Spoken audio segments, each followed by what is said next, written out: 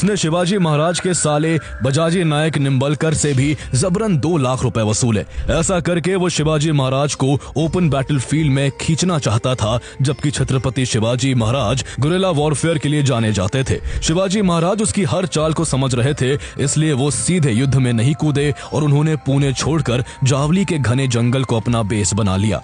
इसके बाद दोनों के बीच डिप्लोमेसी का खेल शुरू हो गया। अफजल खान ने शिवाजी की तरफ दोस्ती का झूठा प्रस्ताव भेजा कि अगर वो समझौता कर लेते हैं तो वो उन्हें बीजापुर दरबार में सम्मान दिलवाएगा और उनके द्वारा जीते गए किलों को दरबार की मान्यता मिल जाएगी। छत्रपति शिवाजी महाराज भी कूटनीति में माहिर थे और वो दुश्मन की मंशा को तुरंत पहचान लेते थे। उन्होंने अफजल खान के एक दूत से बातों ही बातों में ये जान लिया था कि अफजल खान का इरादा उनको मारने का है। ऐसे में उन्होंने अफजल खान को उसी के अंदाज में जवाब दिया और उसे महान कमांडर बताकर उसे जावली आने के लिए इनवाइट किया। शिवाजी महाराज ने यह भी कहा कि अगर वो यहाँ आता है तो वो खुद अपने हाथों से अपनी तलवार उसके सामने पेश करेंगे। अफजल खान को लगा कि छत्रपति शिवाजी महाराज उसके झांसे में आ गए हैं और उसने प्रतापगढ़ फोर्ट के नीचे एक पहाड़ी पर शिवाजी महाराज से मिलने के लिए हामी भर दी। 10 नवंबर 1659 को प्रतापगढ़ फोर्ट के नीचे एक भव्य टेंट में दोनों के बीच मीटिंग फिक्स हुई। तय हुआ कि दोनों काफी कम सेना के साथ आएंगे। शिवाजी महाराज जानते थे कि अफजल खान क्रूर होने के साथ साथ झूठा और मक्कार भी है, इसलिए उन्होंने उससे मिलने से पहले कपड़ों के अंदर एक लोहे का कवच पहना, अपनी कड़ी हुई पगड़ी के नीचे एक लोहे की टोपी पहनी और अपने बाएं हाथ में लोहे का शेर के पंजे की शक्ल का एक वाघ नख और दाहिने हाथ में बिछुआ नाम का हथियार इस तरह छिपा लिया कि किसी की नजर न पड़े। कुछ देर बाद जब दोनों आमने सामने आए तो अफजल खान ने शिवाजी महाराज को गले लगाने के लिए मुस्कुराते हुए अपनी बाहें फैला दी, लेकिन अफजल खान के इरादे बिल्कुल भी नेक नहीं थे। वो लगभग 7 फीट लंबा था और इसी का फायदा उठाते हुए उसने अपने से हाइट में छोटे शिवाजी महाराज को अपनी मजबूत बाहों में जकड़ लिया और खंजर से उन पर जोरदार वार कर दिया। लेकिन शिवाजी महाराज पहले से ही पूरी तरह तैयार थे। कपड़ों के अंदर पहने लोहे के कवच ने उनकी जान बचा ली। इसके बाद उन्होंने संभलते हुए अपने बाएं हाथ में पहने बाघ नख को उसके पीठ में घुसा दिया, जबकि दाएं हाथ में छिपे बिछुए से अफजल के पेट में वार कर दिया। अफजल खान दर्द में चिल्लाते हुए बोला, धोखा धोखा, इसने मुझ पर हमला किया है, इसे तुरंत मार डालो। इसके बाद वो खुद को छुड़ाकर भागने लगा, लेकिन शिवाजी महाराज के लोग सतर्क थे। जल्दी ही उन्होंने घायल अफजल खान का सिर काट दिया और उसका सिर शिवाजी महाराज को भेंट किया। इसके बाद जंगल में छिपी मराठा आर्मी ने चारों तरफ से हमला करके अफजल खान के साथ आए करीब 3000 सैनिक मार दिए और उसके 4000 घोड़े, 1200 ऊंट, 65 हाथी और लगभग 10 लाख रुपए लूट लिए। इस तरह छत्रपति शिवाजी महाराज ने अफजल खान को उसके ही जाल में फंसाकर उसकी हत्या कर दी और बीजापुर सल्तनत को एक बड़ी चोट पहुंचाई। इसके बाद उन्होंने बीजापुर सल्तनत से पन्हाला का किला भी छीन लिया। बीजापुर का राज दरबार शिवाजी महाराज की ऐसी ताकत को देख थर थर कांपने लगा था। तेजी से किलों पर भगवे झंडे लहरा रहे थे और हर तरफ हर हर महादेव और जय भवानी जय शिवाजी की हुंकार गूंज रही थी। ऐसे में बीजापुर ने अपना सबसे बड़ा दाव खेलते हुए सिद्दी जौहर के नेतृत्व में 40,000 सैनिकों के साथ पन्हाला फोर्ट पर एक बड़ा अटैक कर उसे चारों तरफ से घेर लिया। यह घेराबंदी कोई हफ्तों 2 हफ्तों नहीं बल्कि करीब 5 महीने तक चली और हालात अब ऐसे थे कि शिवाजी महाराज का वहां से निकलना काफी जरूरी था। वो जानते थे कि घेरा तोड़कर निकलना नामुमकिन है, इसलिए उन्होंने तलवार के बजाय दिमाग से वार करने का फैसला किया।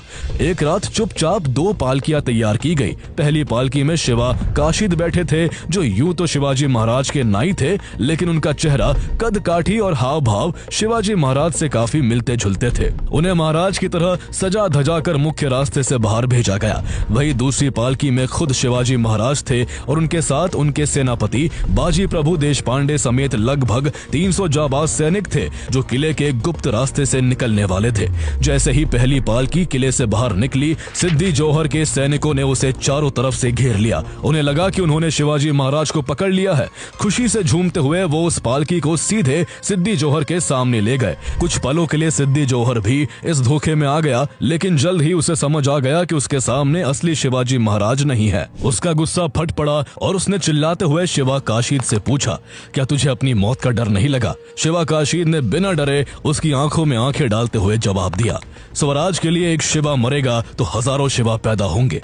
अगले ही पल सिद्दी जौहर ने गुस्से में आकर वही उनकी हत्या कर दी।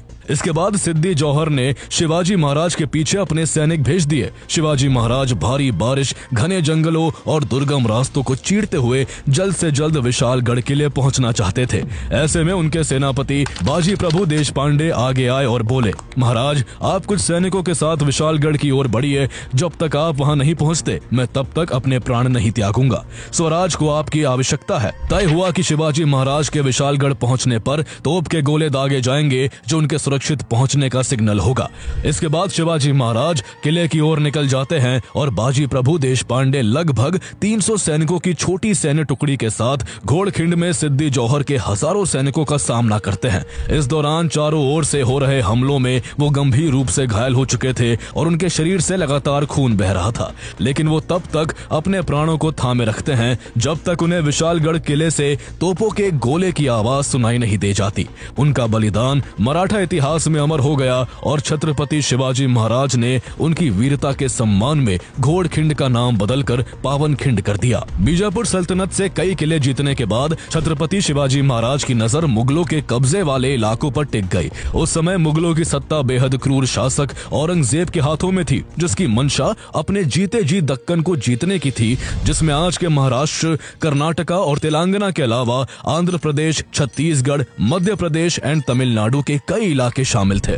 औरंगजेब धर्म परिवर्तन करवाने, मंदिरों को तोड़ने और हिंदुओं पर जजिया टैक्स लगाने के लिए कुख्यात था, लेकिन उसके बढ़ते कदमों को रोकने का काम छत्रपति शिवाजी महाराज ने किया और वो बेखौफ होकर मुगल इलाकों पर रेड करने लगे। ऐसे में औरंगजेब ने शिवाजी महाराज को रोकने के लिए अपने मामा शाइस्ता खान को भेजा। जनवरी 1660 में करीब 1.5 लाख सैनिकों के साथ शाइस्ता खान दक्कन पहुंचा और धीरे धीरे शिवाजी महाराज के जीते हुए इलाकों को कैप्चर करने लगा।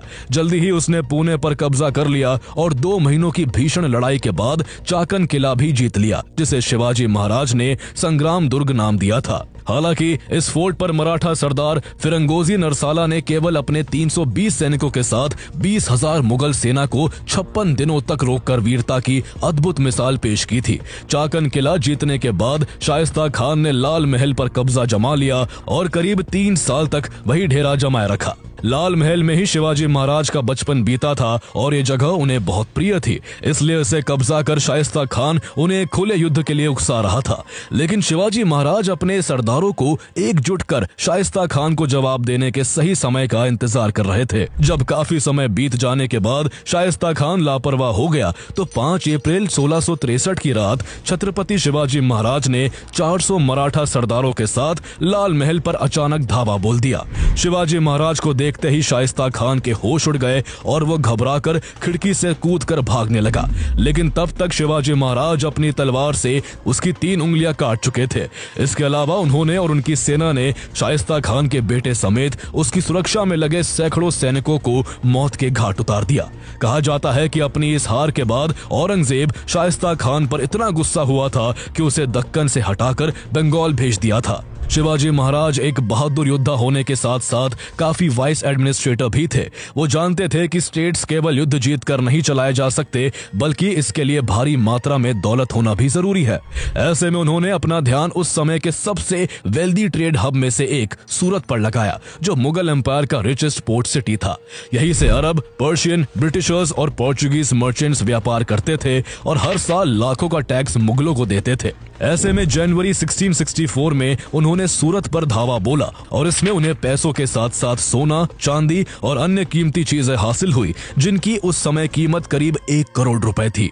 अब औरंगजेब अच्छी तरह समझ चुका था कि शिवाजी महाराज को मात देना बिल्कुल भी आसान नहीं है, इसलिए उसने अपना आखिरी और सबसे खतरनाक दांव खेला और 1665 में अपने सबसे चतुर सेनापति और आमेर के राजा जय सिंह को एक बड़ी सेना के साथ शिवाजी को पकड़ने भेजा।